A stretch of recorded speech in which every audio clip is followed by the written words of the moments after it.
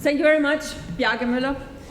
I remember where I were the 9th of November 1989 because I had a call from one of my colleagues. I was a parliamentarian at that time. The Danes will know him, Kai Bak. And he said, Connie, the wall will be falling tonight. Do you and your husband, do you want to fly down with me to see it happen? And you know what I said? Unfortunately, we have a dinner appointment tonight. Quite embarrassing for a later journalist, I would say. What a misjudgment. So in the guest book in the evening, my husband wrote, we got lamb with mint the night the Berlin Wall fell. That was a misjudgment. Today, my two sons, aged 21 and 20, they are in Berlin. The one is, I think it's on, but no. Okay, no? Now? Better? Thank you very much. So you didn't hear the first part, but okay. My sons are in Berlin. One is living down there for 6 months. The bigger brother wanted to visit him, and I insisted that this would have to be the weekend to visit this brother in Berlin. Why am I starting there? Because I really believe that for a young generation born after the fall of the Berlin Wall, it's absolutely necessary to try to get what was it all about. And we tend to forget that there are a lot of people to whom it's not natural. They can stay in Berlin for weeks and for months, and they won't really understand how was it before. I'm from the generation where, when we were in high school, we went to Berlin, the divided city. And the pictures, and now time is short, so I'm not going into any details, but the pictures from that clash between the West and the East, that was sort of an eye-opener of dimensions for a young person at that time. I'm from the generation where to travel behind the Iron Curtain, in 1982 to go to the Czech Republic, 1983 go to Hungary, to meet with the young people there, to discuss with them, to meet this group of young soldiers, where every time they were very, very curious. They wanted to know everything about where we came from, but every time where we really had to discuss some of the real stuff, they wanted to go out in the open air where nobody could listen. And I remember this Maciej Czarnogorski claiming when we were out in the open air, my uncle, he's a member of Charter 77. And I thought, well, maybe they all say that when they want to impress young people from the West. But the name was Czarnogorski, and in the summer of 1990, the first prime minister of Slovakia was Jan Czarnogorski, his uncle from Charter 77. I remember in the mid-80s working with Solidarność people in Copenhagen. Some of those who had stayed here after the martial law was introduced,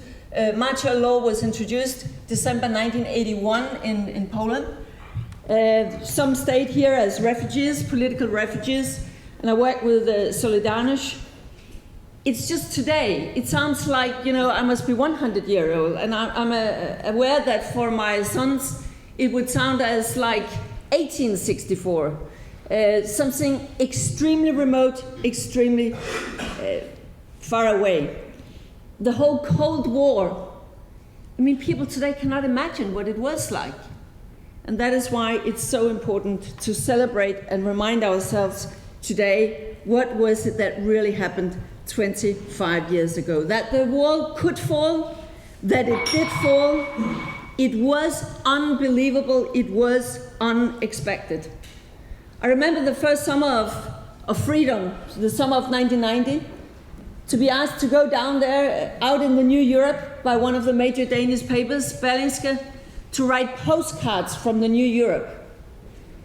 Talking to these people, the man who came from East, who had started his new video shop, the lady in Potsdam, who had been married to a priest, who had been active in sort of the resistance civil rights movements in Eastern Germany. In the summer of 1990, 7 to 8 months after the fall of the wall, she had been over the Gillige Bridge once. Only once she went into West Berlin. Why? Because she said, I cannot accept to be confronted with how much of my life that was wasted over here in East. So she could not sort of face it and go over there. All these different people with all their different stories, they are now a part of the United Europe. And many of the problems that we are discussing with Europe today, if we don't sort of remember this history, then there is a tendency that we are focusing on the wrong things and the wrong perspective when we are talking about Europe's challenges. You remember where you were when we had the enlargement? During the Danish presidency, I can see Poul Skytte is there, he remembers, played quite a key role in it. In 2002, during the Danish presidency, with then Prime Minister Rasmussen being able to announce, warmly welcome to our European family. I mean, can we really imagine what it was like? And then, to many today, the enlargement spells more problems. That was where a lot of difficulties started. And to a young generation, maybe they only see the difficulties until they're reminded by the young people at Maidan or in Ukraine that there are still some people out there actually wanting to be part of our community because it to them spells freedom. And by the way, it also spells growth.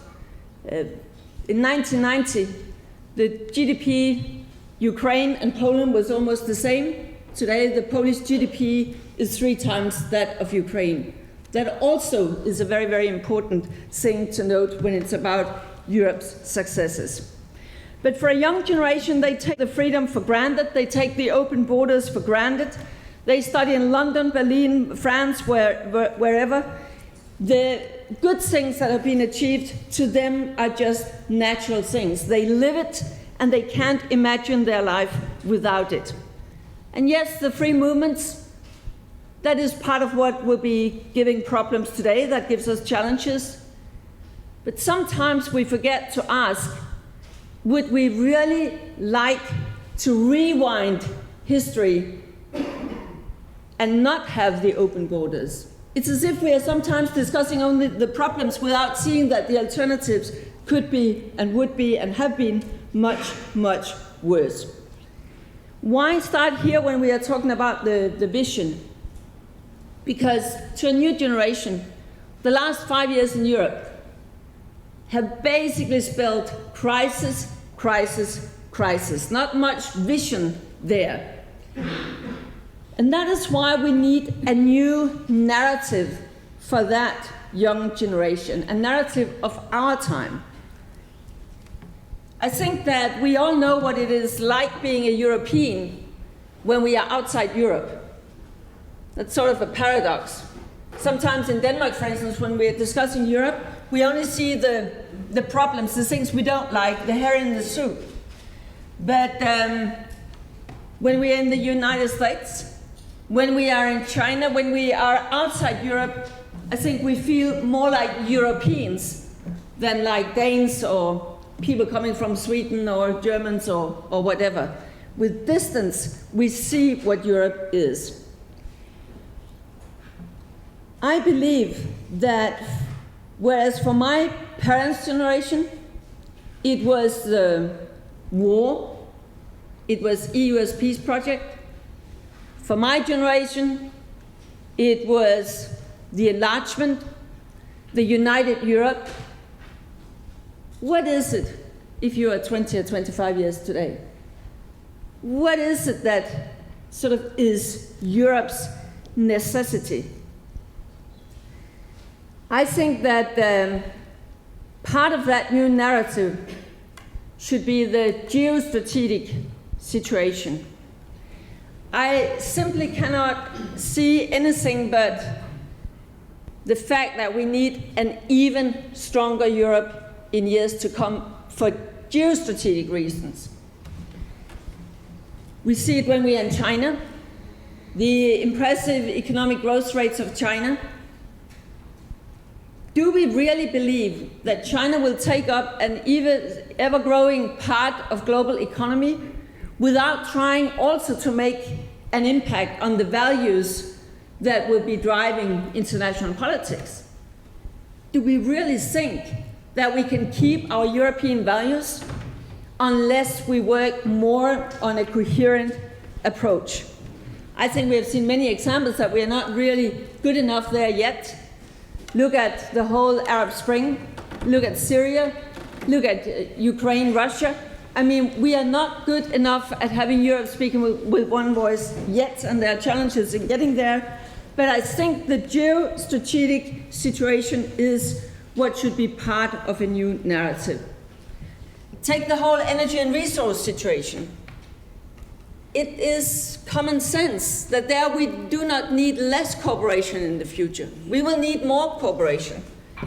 Today we are spending each year 400 billion euros to pay for our imported fossil fuels. I do not know how many of you who are aware that each year from Europe we send a check to Putin and Gazprom and whatever it's called of 140 billion euros. 140 billion euros. That's a lot of money. I could, of course, but I won't talk about climate, environment, things like that. It makes a lot of sense to work more together, not less together. The bank crisis, the stress test. Do we really think that we would be better off without a stronger Europe? It's a hard case to make, I believe. So I think that there are really many areas where when we get down to the specificities, we will see that despite all the skepticism, what we need is not less cooperation, it will be more cooperation. And we need to make a narrative around it. But that's, of course, easy to say. How do we get there? What to do? And that would be the last part of what I'll say. First, I think that we, of course, have, and we will also be the European institutions, have to prioritize better. What are they doing? What are they not doing? This big on big things, small on small things. But of course, it's easier to say than to actually live it and be very concrete and specific about it. I think that there also in the new Commission is a growing awareness that every time we they have to sort of find out, should we do this, should we not do that? You have to be able to make a strong case why you need to do this at the European level and why it could not as well be done at other levels. So there has to be focus, stronger prioritization, and also consolidation.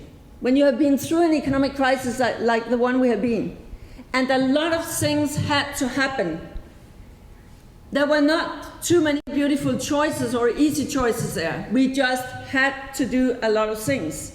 Then it goes for all democratic processes that after such a transformative period, you have to try and consolidate and make it possible for the citizens to digest the changes that have been done. That, of course, is very much about communication. I think the European institutions, if they do not want to lose the citizens, they have to be much, much more skillful when it comes to communicating to citizens. I could give a lot of examples how this has not been the case, how this is not the strongest assets of, for instance, the Commission, definitely not. But I have to say that no matter how we turn and toss it, no matter how good the European institutions will be at doing a better communications job, there is no way out that the main communication job has to be done by the member states.